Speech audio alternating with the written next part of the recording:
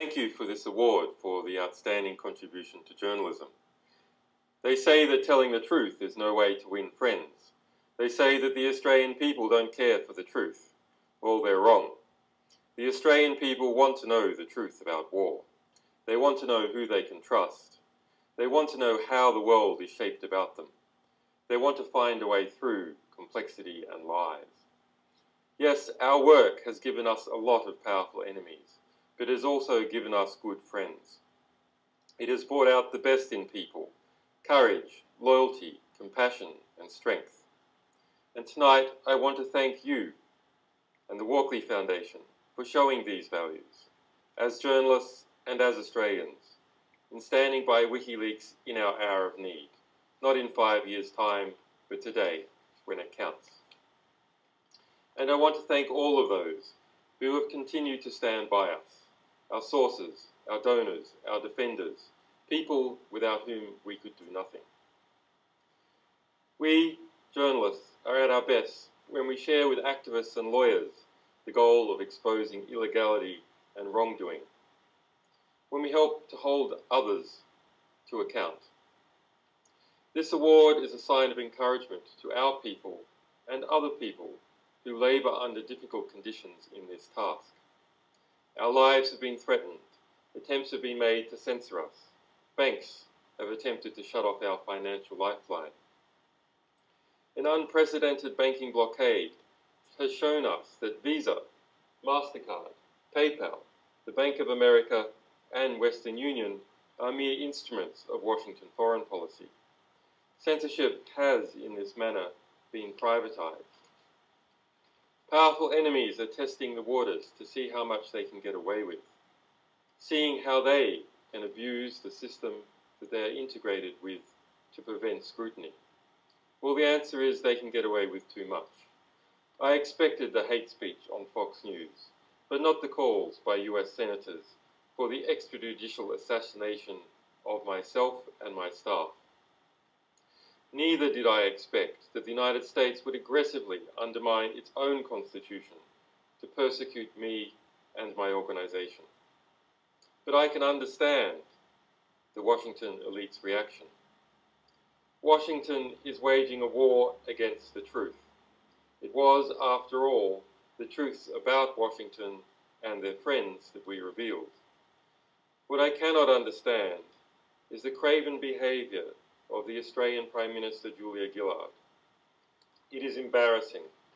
Does she really think that she can become Obama's deputy and then run off with his friends and his job in the manner that she did with Kevin Rudd and so many before him? It won't work this time. The US Constitution won't permit it.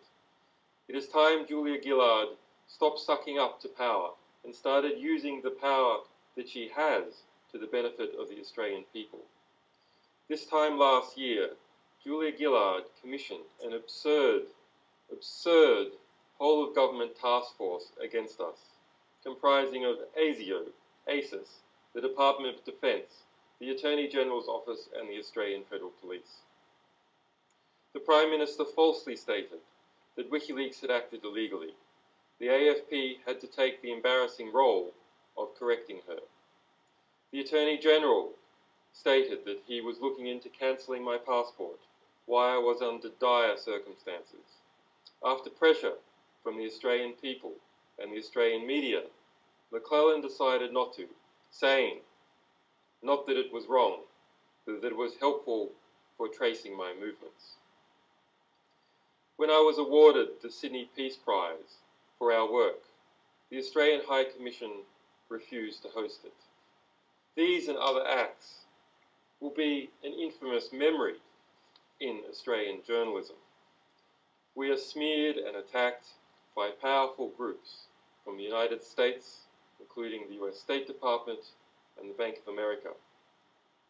A grand jury in Washington has spent the best part of a year trying to indict me and our people for espionage. One of our alleged sources, the young intelligence analyst Bradley Manning, has been held in solitary confinement under inhumane and degrading conditions. The UN Special Rapporteur for Torture and Amnesty International have equally been prevented from seeing him. I personally have spent over 350 days under house arrest. I have not been charged with any crime in any country, but my name is constantly smeared. Our supporters in the United States, in Great Britain, and in Europe have been arrested en masse, with over 78 raids on various individuals. The reaction to WikiLeaks has demonstrated that, in the West, such attacks are no less vicious than in other parts of the world. They are simply more sophisticated. Washington has become an empire not only of force but of lies. The Australian government has refused to say whether it would block my extradition to the United States from Australia, but it has acknowledged that it has the political discretion to do so. The Gillard government has shown its true colours in relation to how it's handled US pressure on WikiLeaks. Australian journalists are courageous, the Australian population is supportive, but Julia Gillard is a cowardly Australian Prime Minister. As Australians, we shall not despair. As long as we can speak out, as long as we can publish, and as long as the internet remains free, we will continue to fight back armed with the truth.